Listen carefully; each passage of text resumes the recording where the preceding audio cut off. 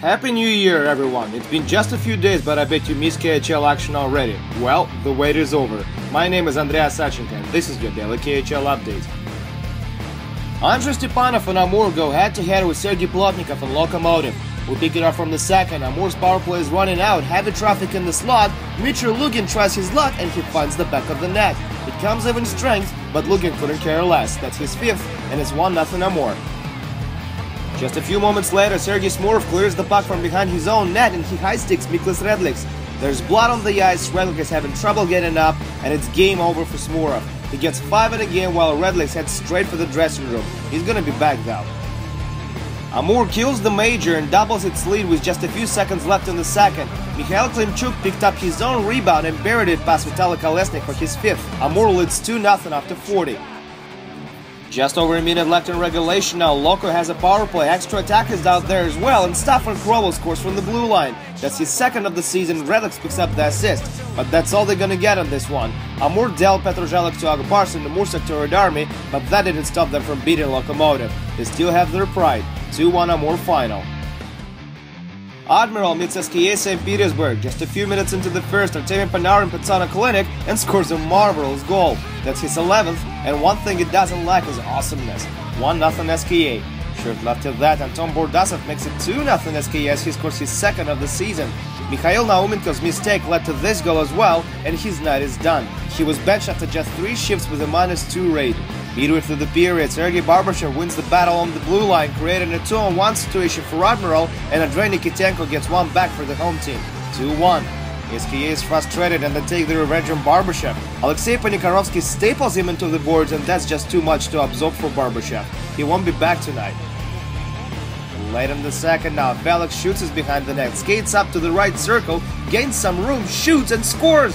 We're tied at 2 as Shoot spots his 9th. Last seconds of the period, Artemy Panarin shows some magic in close again and he scores his second of the night. And it's another beauty. Is this kid for real? But the real fun came in the third. Alexei Kucheravenko makes it 4-2 SKA as he beats Evgeny Ivannikov for his 6th from the left point. 3 minutes later, Alexei Ugarov makes it a 1-goal game again as he takes a shot from inside on the power play and then slides it into the net on the rebound. 4-3 now. Just over 2 minutes left in regulation, chaos in SKA's crease, and Evgeny Grachev is the last one to touch the puck before it ends up in the net. Grachev gets his 5th and we're tied again, 4-4. It goes to a shootout and Justin Hodgman gets the only goal there.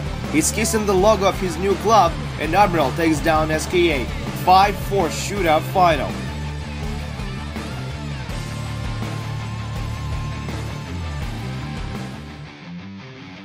This is Magnitogorsk, where Metalurg holds Slovan tonight, and it turned to be just a walk in the park for the home team. Francis Paré opened up the score midway through the first with his 5th.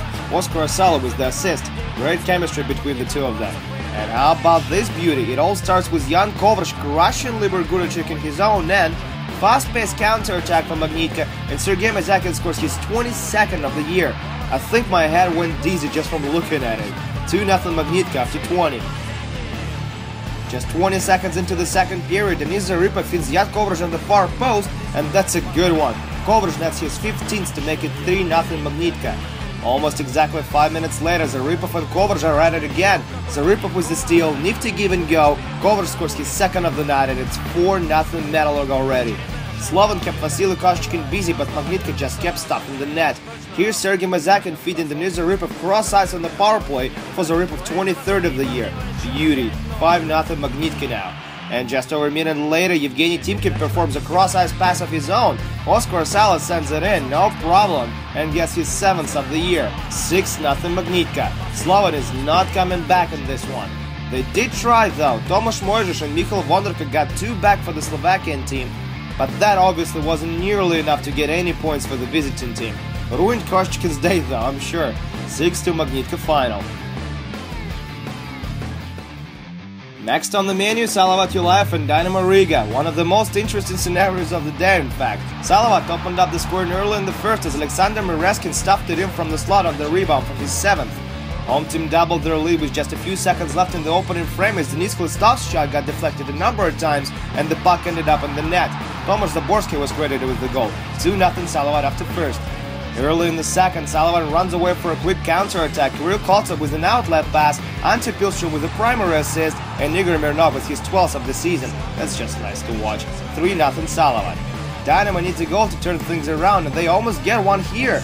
But Vladimir Sakhatsky makes a marvelous glove save on Paul Shifura from inside, and Sullivan's coach doesn't like what he sees. That's right, Vladimir Yurzinov calls a timeout as his team is up by 3-0. His gut was right though. Marcelo Hossa got one back for Dynamo soon enough with this clapper. That's his 17th of the season, but Riga is still down by 2. 10 minutes later, Sullivan turns the puck over in their own end as they were headed for one final rush on the power play, and Niks Indrishis makes them pay. It's 3-2 now. And Dynamo completes the comeback early in the third as Roberts Bukarts nets his third of the year. You know what they say about 3-0 leads in hockey. They're the most dangerous leads in the sport. Ante Pilstrom gets a chance midway through the third to restore Sullivan's lead as he's given a penalty shot, but he can't beat Jakub Sedlacek, and we're headed to overtime.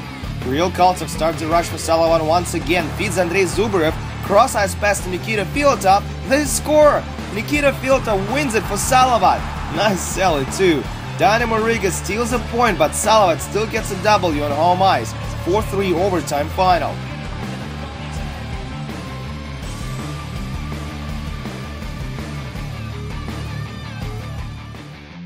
Coming up, Sean Hashka and Akbars host Mikhail Zhukov and Yugra.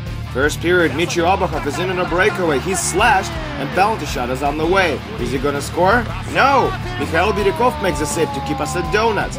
Early in the second now, 2-minute advantage for Akbars. Ilya Nikulin puts it on net. Rebound, and Kirill Petrov sends it in.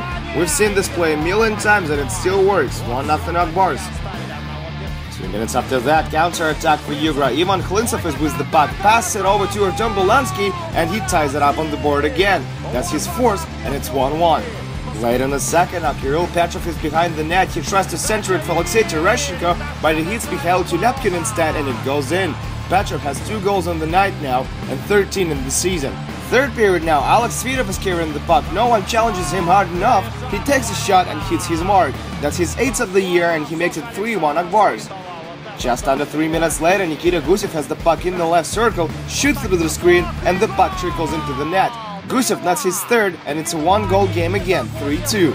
But just 2 minutes later, Alexander Burmistrov scores his 10th of the year to restore his team's 2-goal lead and give us our final. No more scoring after that, and Akbars takes 3 points on home ice, 4-2 final.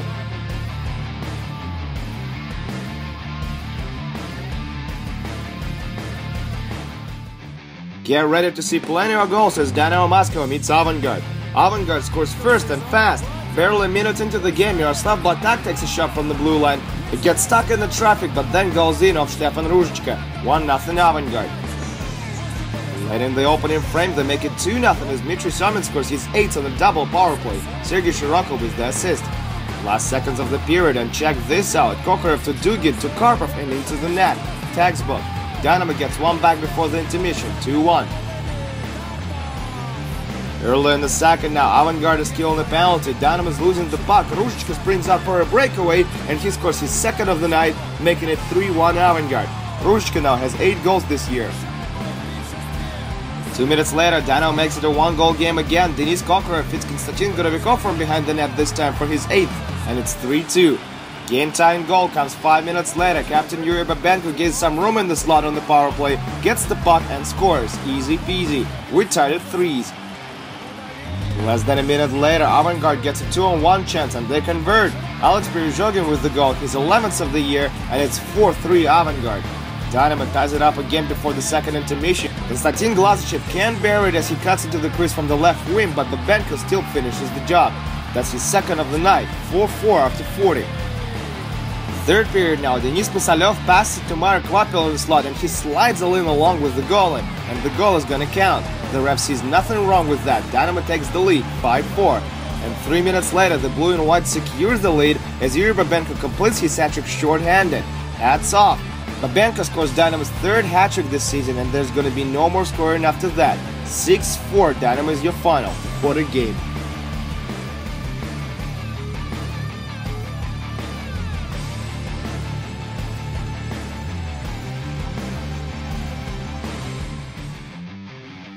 Red Army enjoyed an easy 4-1 win over Neftekhimik tonight, and the game featured a fight between Evgeny Kurbatov and Alexander Radulov.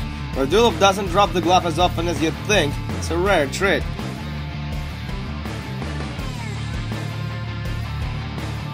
Sakara Salminen tied the game up at threes with just 16 seconds left in regulation, and Torpedo beat Avtomobilist in the shootout. Denis Parshin scored the game winner in this one.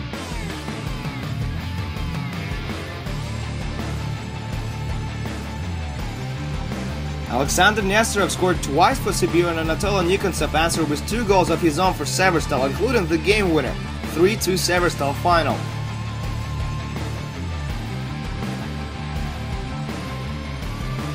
Evgeny Kuznetsov is still out of Tractor's lineup with an injury, and his team lost to Lev tonight on home ice in a shootout. Jakub Klepesh was the winner. Oleg Yashin scored a hat-trick tonight in Novokuznets, and Ilya Kablukov got 4 points to give Atlanta a 5-2 win. Boris took down Vitis on the road in the shootout tonight. Maxim Afinogenov and Dustin Boyd received game misconducts just seconds apart midway through the first in this one as well. And that's it for your first daily KHL update in 2014. Come back this Saturday for more action as Spartak will meet Dynamo Minsk and Matyushak will host Donbass. My name is Andreas Sachenko. See you guys tomorrow.